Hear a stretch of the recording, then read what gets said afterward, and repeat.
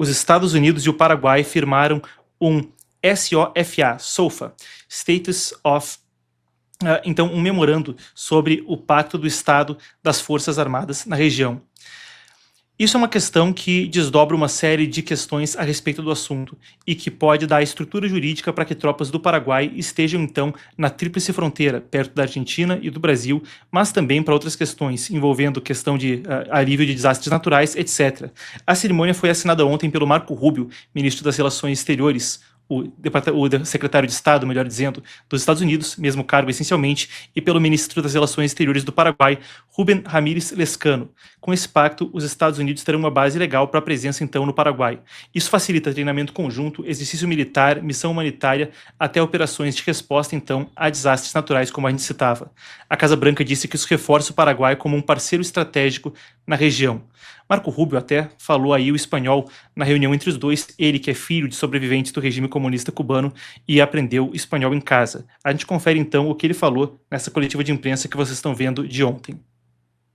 La amenaza primordial que existe en el hemisferio es el terrorismo transnacional de diferentes carteles y otras operaciones que existen en la región, que realmente es una amenaza directa a la seguridad nacional de Estados Unidos, pero una amenaza a la seguridad nacional de nuestros aliados y países vecinos aquí en el hemisferio. Esto fue hecho claro en el documento de estrategia que salió hace solamente una semana, que dice muy claramente que la amenaza más seria que enfrentamos en esta región son estos grupos que en algunos países y en algunas regiones del hemisferio aún tienen más poder todavía que los propios gobiernos que existen ahí. Obviamente Paraguay no es uno de ellos, pero hay otros países que directamente el gobierno y la habilidad de gobernar su espacio y su territorio nacional es amenazado por la presencia de estos grupos armados, criminales y terroristas. Y enfrentarnos a esa amenaza es prioridad. Hoy firmamos este acuerdo, un acuerdo que respeta la soberanía de Paraguay, pero crea también la oportunidad de trabajar aún más acerca y conjunto para enfrentarnos a esta amenaza.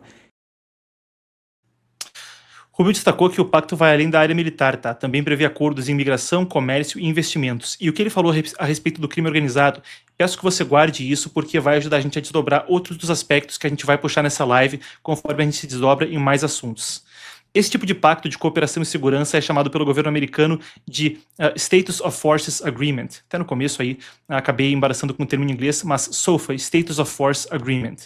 Hoje os Estados Unidos têm mais de 100 desses acordos no mundo, por exemplo, quando tropas americanas precisam estar na OTAN ou no Japão.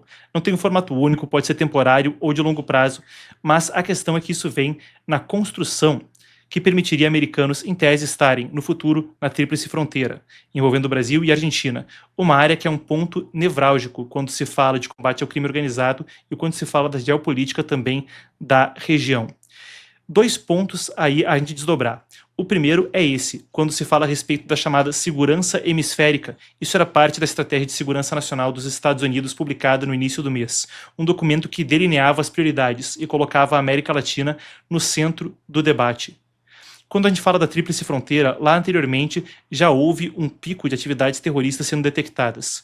Se a gente pega o histórico da América Latina e fala, por exemplo, sobre os bombardeios do Hezbollah, organização terrorista ligada ao Irã, em Buenos Aires, capital da Argentina, em 1992, embaixada israelense na cidade, e depois em 1994, contra a Associação Mutual Israelita-Argentina, a AMIA, o pior atentado terrorista na história da América Latina. O que hoje se sabe em termos de articulação é que Irã, Hezbollah e a articulação passando das 3 fronteiras ali, Brasil, Argentina, Paraguai, circulando entre nações, aquilo ajudava a criar uma zona cinzenta para que a atividade terrorista pudesse ocorrer. É relatado e amplamente documentado que, desde aquela época até hoje, essas atividades não têm reduzido como uma tendência geral, mas em uma América Latina dominada pelo crime organizado como uma espécie de maldição que passa de país a país e não é combatida de forma eficiente, ali existe um manancial de atividade.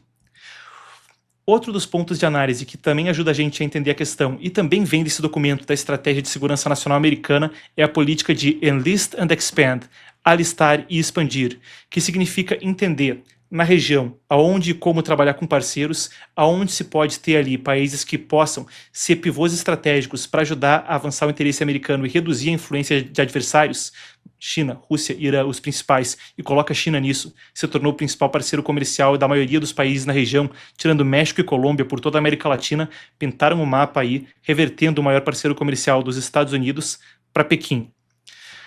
Enlist and Expand, encontrar e expandir então a relação bilateral com esses pivôs estratégicos.